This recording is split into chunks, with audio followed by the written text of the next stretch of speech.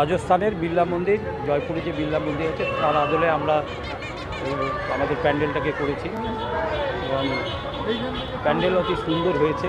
মানুষ বলছে যে মনে হচ্ছে যেন বিড়লা মন্দির জয়পুর থেকে আমাদের বড়নীলপুর বলে বর্ধমানে চলে এসেছে লালকুচির সঙ্গে।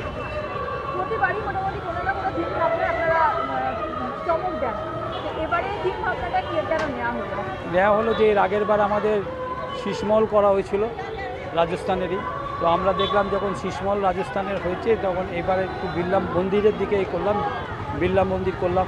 কেন আমরা আগে থিমের পুজো করতাম, কিন্তু মানুষের ডিমান্ড হচ্ছে যে লালটুসির সঙ্গে বড় বড় পুজো করুন। বড় পুজো করতে গেলে ভারতবর্ষের আমাদের বিভিন্ন স্থাপত্য আছে, সেই স্থাপত্যগুলোকে অনুকরণ করে করতে হবে। তো যেহেতু শীষমহল ছিল তাই আমরা তারপরে ঠিক করেছিলাম যে রাজস্থানের আমরা বিড়লা মন্দির করব জয়পুরে। সেইটাই সে বছর থেকে আমরা এটা দাও করে নিয়েছিলাম। এর মধ্যে আপনার ফাইবার আছে, যার জন্য বাজেটটা অনেক বেড়ে গেছে। আমরা বলেছিলাম যে আপনি প্রায় করুন, কিন্তু বড় ডেকোরেটর উনি রাজি হননি, বলছে এটা অ্যাকুরেসি আনতে গেলে এটাকে ফাইবারে করতে হবে। তো আমরা বললাম ঠিক আছে, আমরা ফাইবারেরই করি।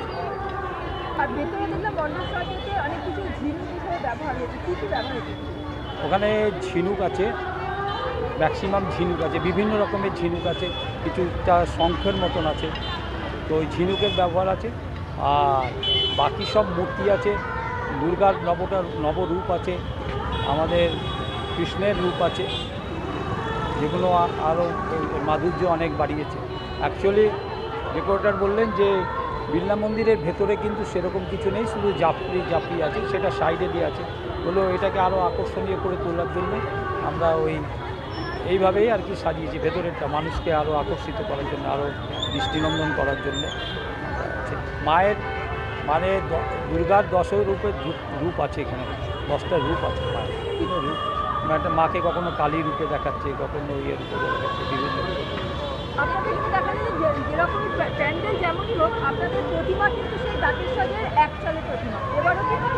হ্যাঁ, আমাদের আলাদা আলাদা আছে, কিন্তু ওগুলোকে প্রত্যেকটা প্রতিমা প্রত্যেকের সাথে একসাথে নেই, কিন্তু ওটাকে প্রায় অ্যাসেম্বলিংয়ের মতন করা হয়েছে আর দেখার সৌন্দর্য।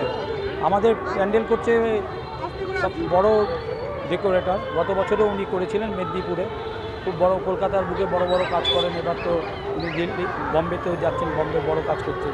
আর ঠাকুর করছেন আমাদের মিন্টু পাল, কুমারটুলির মিন্টু পাল। আমরা প্রতিমার দিকে জোর দিই যে পুজো মানে মাকে নিয়ে, তো মায়ের যেন কোনো খুঁত না থাকে, যতটা সম্ভব মাকে সুন্দর করতে, আরও সুন্দর করতে সাবেকি প্রতিমা।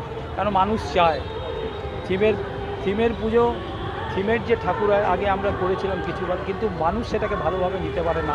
জনতা, আমাদের গ্রাম বাংলার মানুষ এবং সাধারণ মানুষও আমাদের কাছে অনেক, গতবারের অনেক শিল্পী এসেছিল, মানে ফিল্ম স্টার এসেছিলেন, তারা বলছেন যে আমরা কলকাতাতে এই প্রতিমাগুলো তো দেখতে পারি না, ওদের থিমের প্রতিমা দেখতে দেখতে আমাদের চোখ নষ্ট হয়ে গেছে, আপনার এখানে এসে অরিজিনাল মায়ের মুখ পেলাম। আর একটা জিনিস দেখবেন, কৃষ্ণনগরেরও মূর্তি হয়, কিন্তু কুমারটুলির এই মূর্তির যে রূপ, মায়ের যে রূপ, অসাধারণ অসাধারণ।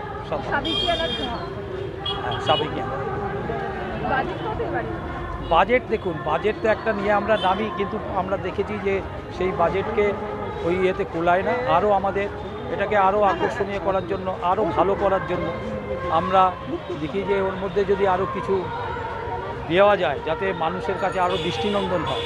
যেমন আমি কথা প্রসঙ্গেই বলছি, এই মূর্তিটা হবার পর, মানে আমাদের ডেকোরেশন হওয়ার পর আমাদের এর একটা টাচ আর কি দরকার। আমরা তখন বিশ্ব বাংলার থেকে শিল্পী, যে বিশ্ব বাংলার কাজ করে, ওনাকে নিয়ে এসেছিলাম।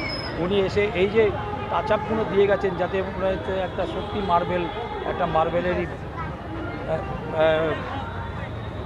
পুরো মার্বেলের মতন মনে হচ্ছে, যেন একটা স্থাপত্যটা পুরনো ব্যাপারগুলো আছে সমস্ত, যেগুলো মার্বেলের মতন চলে এসছে।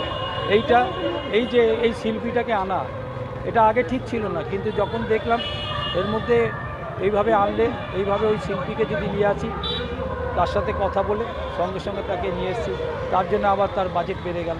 তো বিভিন্ন রকম আমাদের আরেকটা শখ ছিল, কিন্তু এই বৃষ্টির জন্য আমরা ওটাকে ফুলফিল করতে পারলাম না। বৃষ্টির জন্য কি সাবধানতা নেওয়া হয়েছে? না, আমাদের বৃষ্টি হলে আমাদের খুব অসুবিধে নেই, দর্শকদের অসুবিধা হতে পারে, কিন্তু আমাদের অসুবিধা নেই। কেন, এতে যদি জল পড়ে তাহলে সারা দিনের যে এত লোক মানুষ যাতায়াত করছে তার যে ধুলো, সেই ধুলোটা একদম ওয়াশ হয়ে যাবে, প্যান্ডেলের কোনো ক্ষতি হবে, সাপে বল হবে।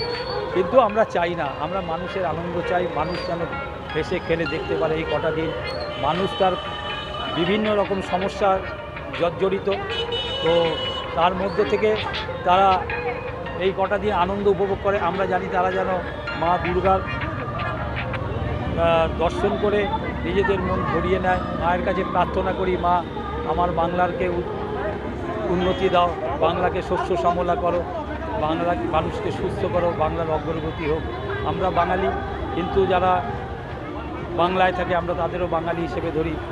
বাংলা শস্য শ্যামল হোক, বাংলা এগিয়ে যাক, আরও সুন্দরভাবে বাংলা গড়ে উঠুক।